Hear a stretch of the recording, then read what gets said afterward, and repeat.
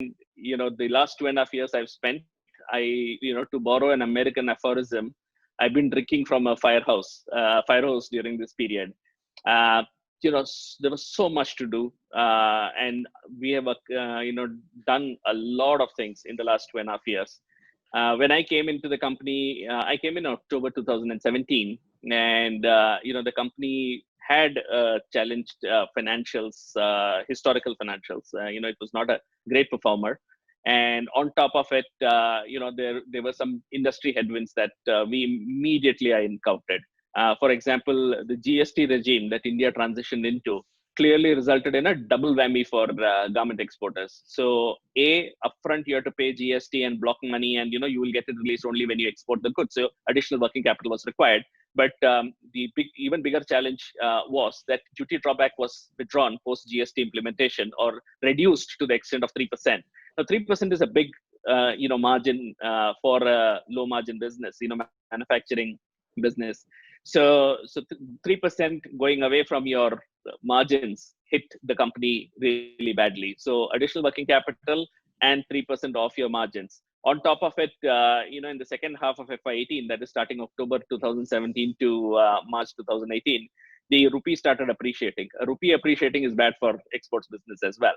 So there was that going on. And on top of it, one of the banks that was lending to us, working capital, lender, went into PCA, prompt corrective action declared by RBI. So they unilaterally reduced the working capital limit to us by 40 crores. Now, that is the season. The second half of the year is when the business typically grows due to seasonality, and the working capital shrunk exactly that period. So lost 3% margin due to export incentive. Rupee was strengthening, and working capital available was reduced for the company. It was like a perfect storm. So the good part is, when so many of them hit you, you probably get more energized than otherwise. And, one could rally the team and make sure that, we all understood that what are we, facing collectively, and how do we come out of it. So in fact, that was a time when you raised the QIP also.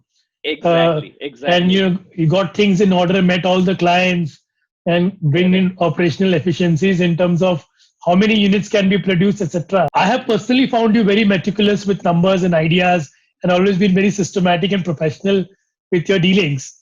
So what one idea or one skill that you would ask these companies or professionals or entrepreneurs to invest their time in?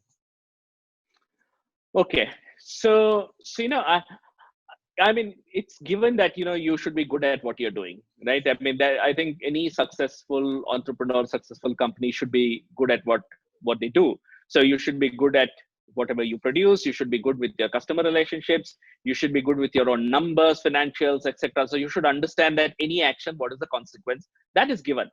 But that alone is not a sufficient condition for success, in my opinion, right? It is how good are you in managing people.